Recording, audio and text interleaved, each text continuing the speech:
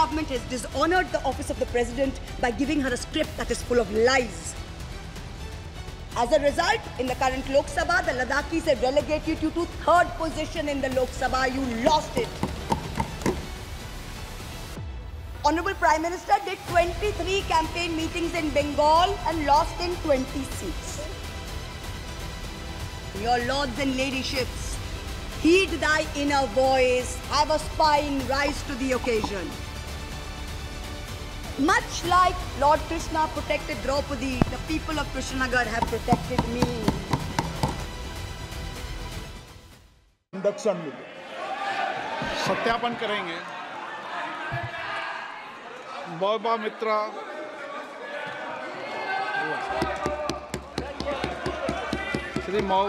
Shrimati Mahua Moitra. Thank you. Honorable Speaker, sir, my esteemed colleagues in the 18th Lok Sabha, I stand here on behalf of my party. Pradhan, Mr. Prime Minister, Honorable Prime Minister, I would really request you, since you've been here for the better half of 1 hour, ये भी सुनते हुए जाइए sir, डरिए मत, sir, डरिए मत, 2 बार आ गए sir. You came to my area twice during the campaign, sir. आज तो सुन के जाइए sir. Never mind, my bad luck. Honorable Speaker, sir, Rahul, Honorable Speaker, sir, my esteemed colleagues in this newly constituted 18th Lok Sabha, I stand here on behalf of my party, the All India Trinamool Congress. कोई बात नहीं, वो मेरे LOP है, वो already मुझे सुन चुके हैं, वो मेरे LOP है. Honorable Speaker, sir, my esteemed colleagues, in this 18th Lok Sabha, I stand here on behalf of my party, the All India Trinamool Congress, to speak on the Honorable President's address. The last time I stood here, sir, I was not allowed to speak. I was not allowed to speak. आप लोगों ने let me finish. Dimple, let me finish. House Guys, order में आने की ignore. please. Let me finish. And जिसको जाना है, please जाइए, no problem. The last time I stood here, I was not allowed to speak. But the ruling party has paid a very heavy price for throttling the voice of one MP. मुझे बैठाने का चक्कर में जनता ने आपके 63 सदस्यों 63 जन को परमानेंटली बैठा दिया. You have gone down from 303 to 240. In my maiden speech in the Lok Sabha in June 2019, I spoke on the 7 signs of fascism that were taking over this country. 5 years to the date, on June 27, 2024, this House saw the unprecedented scene of the marshals welcoming the President of India, the Honorable President, with a Sengol in their hand. The Sengol is a symbol of the supreme authority of a monarch. It has no place in the temple of a constitutional democracy. But, Honorable Speaker, sir, it is understandable why this happened. Because the BJP has still not understood that their 303 brute majority, their Rajtantra, has been reduced to a 240-seat minority by the Loktantra. They are still living in the world of the Sengol. This sudden changed reality, this new reality, is yet to sink in for the treasury benches and especially for the speechwriters of the Honorable President's address. The speech that the Honorable President read out, she said, the people of India have elected a stable government with a clear majority. Please do not embarrass the office of the President by using poorly edited cut and paste versions of old speeches. This is not a stable government. It depends on multiple allies with a history of U-turns. It has not got a simple majority. The BJP is 32 short of 272. It is going to be a very hard landing for the treasury benches, as was obvious today. This time, there are 234 warriors this time, firmly united, and we have walked through fire to walk through these doors, so you will not be able to shut us up this time the way you did last time. There are numerous statements in the Honorable President's address that defy even a tenuous link to truth and to reality. Like in my 2019 maiden speech when I spoke in 7 signs, today I have picked out 6 themes from the Honorable President's address, and I will analyze how each of them is an exercise in fallacy and exercise in untruth. The address covers many issues, but I have chosen 6 themes. The first theme, the Northeast. The Honorable President's address says that the government has increased allocation for the Northeast by 4 times, has worked for increased and lasting peace in the area. Now, I have one question. Why is the word Manipur nowhere in the speech? Why do we refer to the generic Northeast? During the Lok Sabha campaign, the BJP, the ruling party, the Honorable Prime Minister mentioned many words beginning with the letter M. Musalman, Mullah, Madrasa, Mughal, Mutton, Machli, Mujra, Mangal Sutra, but not once did they mention Manipur. We don't need to act east. The government says we want to act east. We don't need you to act east. Look east, walk east, and most important, embrace east. I stand here for my brothers and sisters of Manipur, and I quote the revolutionary poet Pablo Neruda. One morning the bonfires leapt out of the earth.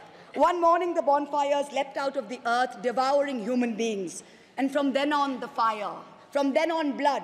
Come, see the blood on the streets. Come, see the blood in the streets. Please go to Manipur, see the blood in the streets. The second theme in the President's address, women empowerment. The speech says, women in our country have been demanding greater representation in the Lok Sabha and Vidhan Sabhas, and today they stand empowered by the Women's Reservation Act. This is a complete untruth.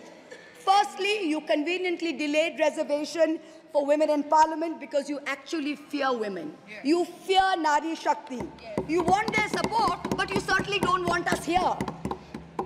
The 17th Lok Sabha had 78 women, 14.3%.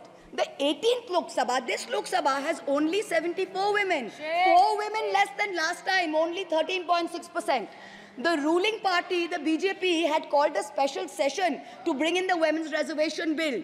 They have got a shameful 30 women MPs out of 240, only 12.5%. It is only Mamata Banerjee's Trinamool Congress that in 2019 had 37%, and even this time has got 38%.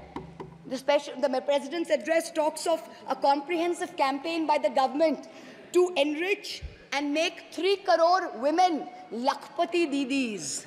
All that we have seen so far is a far more comprehensive campaign to make 1 Arabpati Dada. I'm sure I don't need to take his name in this house. I'm sure we all know who we are talking about. The third theme, Kashmir. The address mentions that after decades of shutdowns and strikes, the Kashmir Valley has voted in an atmosphere of stability and security. But if abrogating Section 370 was such a good idea, why did the ruling party, the BJP, not even dare to put up candidates in the 3 valley seats of Anantnag, Baramulla and Srinagar? If 370 was such a big deal and you were going to campaign on the basis of 370, you did not even dare to fight the seats. The Kashmir Valley has voted in MPs who were against your 2019 decision. You downgraded Ladakh into a union territory. You told them it was a temporary move. Today, 5 years later, the Ladakhis are still waiting. They have not got back their statehood. You have not given them a legislature. You have not included them in the 6th schedule. You have not given their demand of 2 separate seats of Leh and Kargil. As a result, in the current Lok Sabha, the Ladakhis have relegated you to 3rd position in the Lok Sabha. You lost it. The 4th theme in the Honorable President's address, the Election Commission of India. The speech expresses gratitude to the ECI for conducting the largest election in the world. With all humility, with no intent to denigrate the office of what used to be the august constitutional body of this land, let us as members of this opposition put on record that we won in spite of the EC, not because of it. The commissioners chosen by a government-dominated panel in willful disobedience of the Supreme Court, turned a deaf ear to the most egregious violations of the Model Code of Conduct by the ruling party, by the Honorable Prime Minister with his hate-filled speeches and his divisive religion-based rhetoric. This country has been ashamed and disgusted by the language used against minorities during this campaign. This election will go down in history where an eager and compliant election commission turned a blind eye and a deaf ear against the excesses of the ruling party when the MCC was in effect. Opposition leaders were arrested, party accounts were frozen, ED and CBI even came into our election offices with impunity.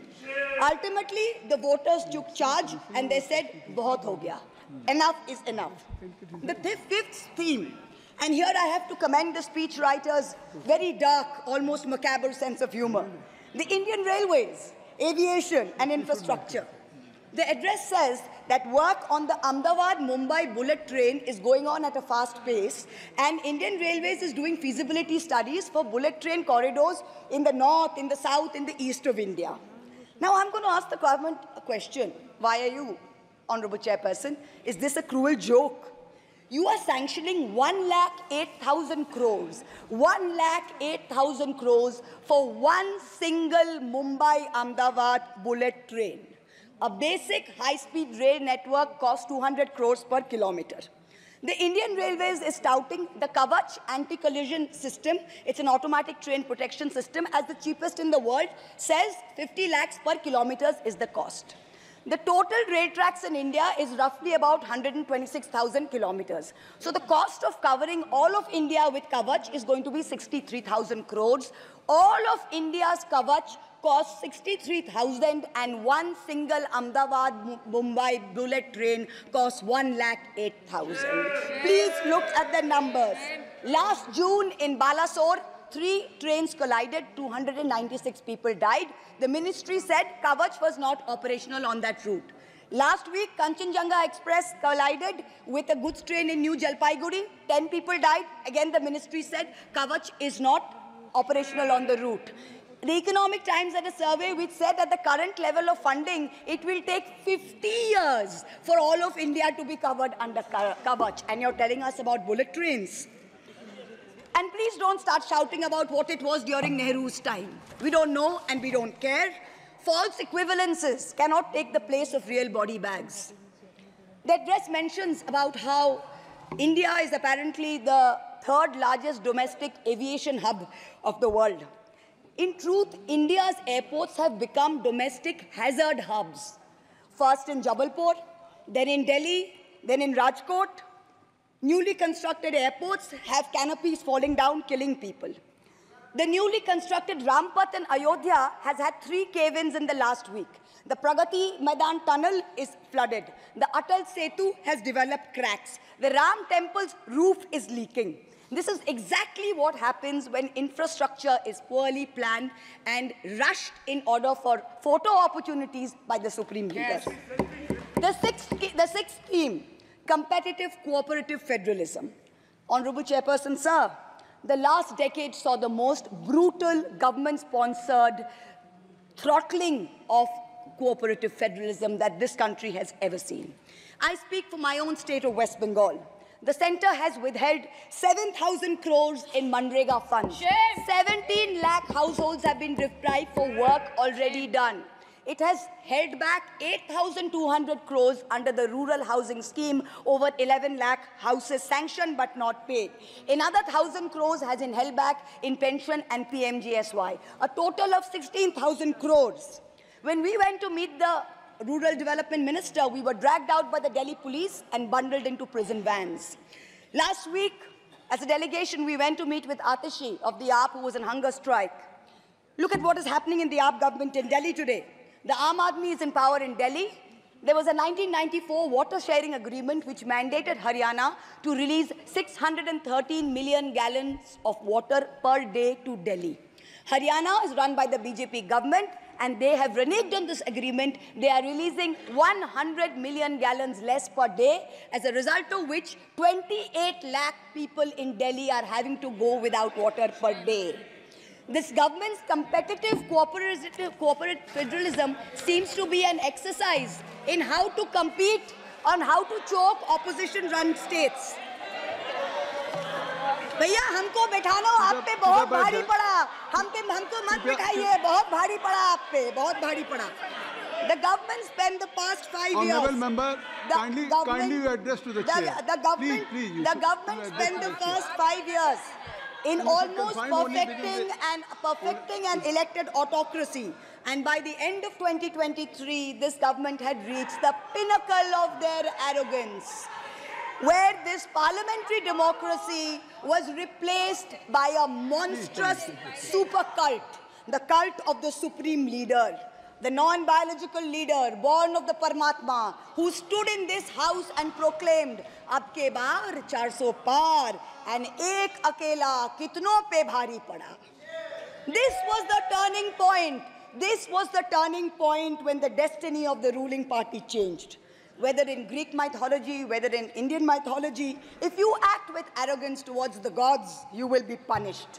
We have 33,000 gods in India, but in our democracy, the most supreme of them is the Gana Devata, the Lord of the people, and they have punished you. You may have formed a government again, but yours is a Pyrrhic victory, a victory which inflicts such a devastating toll on the victor that it is tantamount to a defeat. In Bengal, the supreme leader started his Vijay Sankalp Yatra on March 1st in the constituency of Arambagh, then came to Krishnanagar, then came to Barasat, ended on May 29th in Calcutta. मेरे ऊपर तो विशेष कृपा की उन्होंने, दो बार आए. The BJP lost all these seats. The Honorable Prime Minister did 23 campaign meetings in Bengal and lost in 20 seats. In Maharashtra, the Honorable Prime Minister campaigned in 18 seats. The NDA lost in 15 of them. Ek akela kitno pe bhari pada. In Punjab, he campaigned in Hoshiarpur, in Jalandhar, in Patiala, in Gurdaspur. The BJP all lost all the 4 seats. Ek akela kitno pe bhari pada. In Rajasthan, he campaigned at Banswara with the most disgraceful references to Muslims. In outright violation of the law, the EC kept quiet. Not only did the BJP lose Banswara by over 2 lakh votes, the BJP, which had won 25 on 25 in 2019 and won the state government only months ago, came down to 14 seats. Ek akela kitno pe bhari pada. 3 states, Uttar Pradesh, Maharashtra and Bengal, account for 170 seats. That is exactly 1/3 of India. The BJP won in only 54 of them. Ek akela kitno pe bhari pada. In 2019, the Honorable Prime Minister had taunted the now leader of the opposition by saying that he must have used a microscope to find that one single seat in India where the minority were in majority. Honorable Chairperson, sir, it is so ironic that today the majority needed no microscope to turn the BJP into a minority. जहाँ भी majority है, वहीं आप ही minority बन गए. आप तो घुस-घुस के मारने वाले थे ना, इस बार तो जनता ने घुस-घुस के मार दिया. The treasury benches have always claimed that the opposition lacked in hard work and in merit.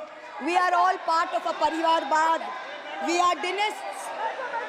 Whereas they are proud to be part of a meritocracy. They are proud to be part of a Modi ka parivar.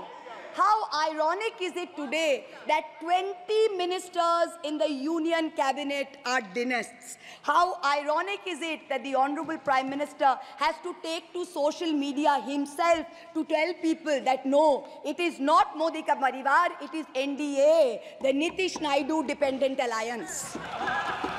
In January, the Honorable Prime Minister consecrated the unfinished Ram temple in Ayodhya. He said he was tasked with the divine duty of bringing Ram Lalla home.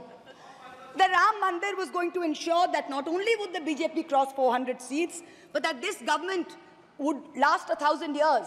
The last time in history that we heard of a 1,000-year vision was during the Third Reich. This was the second time that we've heard of it. But then ultimately, Lord Ram said, stop, not in my name. Oti dorpe hoto lanka. Too much arrogance, too much pride caused you to lose the kingdom of Lanka. The BJP lost in Ayodhya, Faizabad, where the temple is. It lost in Banda Chitrakoot, where Lord Ram meditated. It lost in Shravasti, where the son of the Honorable Prime Minister's ex-secretary said, my father has built the temple, campaigned in his name, you lost there. All the seats around Ayodhya, Basti, Sultanpur, Ambedkar Nagar, the BJP lost. ये तुम लोगों के नाम जपों में पहले सा आराम नहीं, ये तुम लोगों के नाम जपों में पहले सा आराम नहीं, जबरदस्ती के जय श्री राम में सब कुछ है पर राम नहीं, जबरदस्ती के जय श्री राम में सब कुछ है पर राम नहीं. Today in India, there are two types of leaders. Those of us who come via the voting machine, and then there are many who come via the washing machine. There are still people who say, wait, you don't know Modi ji. Wait 6 months and see. The BJP will get 300 members. To them I say, no, this will not happen this time. Because every potential turncoat will have to choose between temporary greed or fear and between permanently becoming politically irrelevant.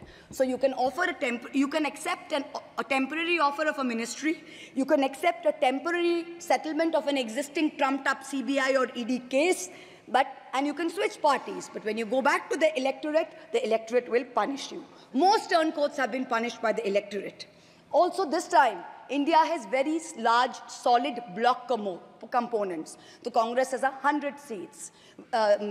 SP has 37 seats. Trinamool has 29 seats. DMK has 22 seats. NCP and UPTA have 17 seats. So this is not a ragtag bunch of members that you can lure away. This is a solid block. So yes, it's a question of time. But the question is not whether they will get 300. The question is when people will join us and we will cross 272. The ruling party's politics have always been along the lines of religious hate and ethnic divisiveness. But even at the height of their power, when they got 303 seats, 1 out of 2 Hindus had not voted for the BJP. This time, even in their core Hindi heartland, their core voters have deserted them. The Muslims in India, over 250 of them, called infiltrators, called terrorists in the land of their birth, waited silently, patiently, and bided their time. And in one voice during this election, in every state, they stood up and they told the government, and I quote the poet Puneet Sharma, Hindustan se mera seedha rishta hai. Tum kaun ho be? Tum kaun ho be? Kyun batlau tumko? Kitna gehra hai? The Dalits, whom the BJP paid lip service to for so many years, realized that even the talk of 400 seats meant that Baba Sahib Ambedkar's constitution was in danger, and they deserted the party. The Marathas, whom the BJP coalition had tried so desperately to woo, realized that their promises were worth nothing. The BJP and its allies lost 7 out of 8 seats in Marathwad. The Jats, the careers of their youth at risk with this ill-conceived Agniveer scheme, their farming livelihoods threatened, their female wrestlers manhandled. They vented their ire at the ballot box. Ultimately, it was the BJP's policies of exclusion, not inclusion. You wanted to exclude everybody, and that was your undoing. You didn't need Muslims. You trampled on Dalits. You ignored farmers. You ignored Jats. You marginalized Kashmiris. Well, they consolidated their voice during this election pan-India, and today they don't need you. That's the message they've given you during this election. ये देश ही अपना हासिल है जहां राम प्रसाद भी बिस्मिल है. मिट्टी को कैसे बांटोगे? सबका ही खून तो शामिल है. That's what they said. You can't divide us. You can't do it anymore. This new India, this new frame of reference is going to be very hard for a lot of interest groups. Perhaps the first casualty is the legacy media. The Godi media was its own worst victim. The brown-nosing TV anchors and online trolls lied, spread fake information, amplified the government's propaganda.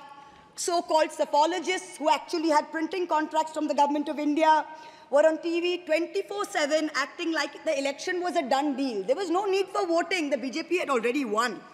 Media moguls organized conclaves where they prostrated themselves before the Vishwa Guru.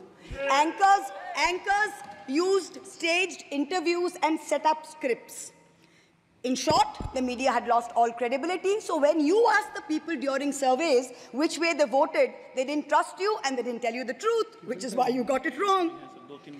Ram Kamal Jha, the editor of the Indian Express, remarked that some media owners were so comfortable on their knees that it hurts to stand up.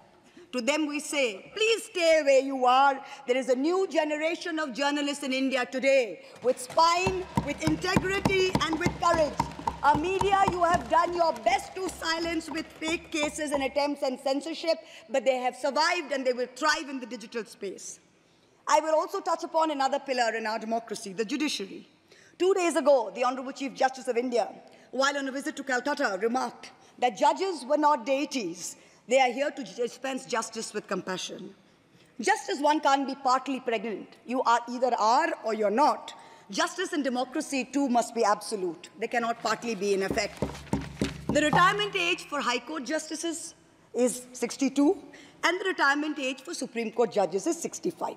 Now, this has unfortunately contributed to High Court judges kowtowing to the Supreme Court Collegium and to the government for a last-minute elevation to be able to serve for 3 more years and then qualify for further sinecures, such as the head of the Lokpal, the head of the National Human Rights Commission, chairman of various tribunals. It has come to such a state that opposition leaders framed in politically motivated cases are denied and bail and denied justice simply because judges are even scared to touch their case for fear of offending the government. Today I say, the poorest people in India who have perhaps the most to lose from offending the government in power, they have shown spine and risen to the occasion. Your lords and ladyships, heed thy inner voice, have a spine, rise to the occasion. 7 months ago, on the 8th of December, this house was transformed into a Kuru Sabha, presided over by a blind Dhritarashtra, where Dushrasan Darbaris made every attempt to disrobe Draupadi. The Ethics Committee that voted to recommend my expulsion on the 9th of November, they voted 6-4, had 10 members and 1 chairperson. Of the 5 Lok Sabha members from the BJP, 4 have not returned to the House. The chairperson, a BJP member, has also not returned. The Congress turncoat from Punjab who voted against has also not returned. The BJP lady MP from Maharashtra who started the debate in the House on behalf of the BJP has also lost. Much like Lord Krishna protected Draupadi, the people of Krishnanagar have protected me.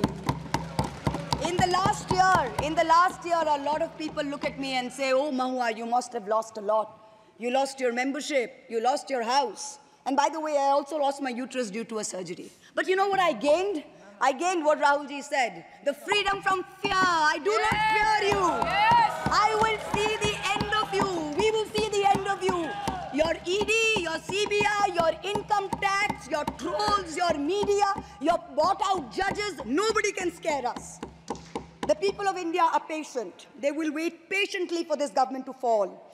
And I hope that whoever writes the next speech for the Honorable President of India will give her the respect and the honor due by not filling it with falsity. This government has dishonored the office of the President by giving her a script that is full of lies. We wait, and the people of India wait, for the restoration of her honor and for the honor of her august office. It is in this hope that I bow my head to the holiest of our books in its 75th year of adoption. Hail the Constitution, Joy Sangvidhan. Thank you.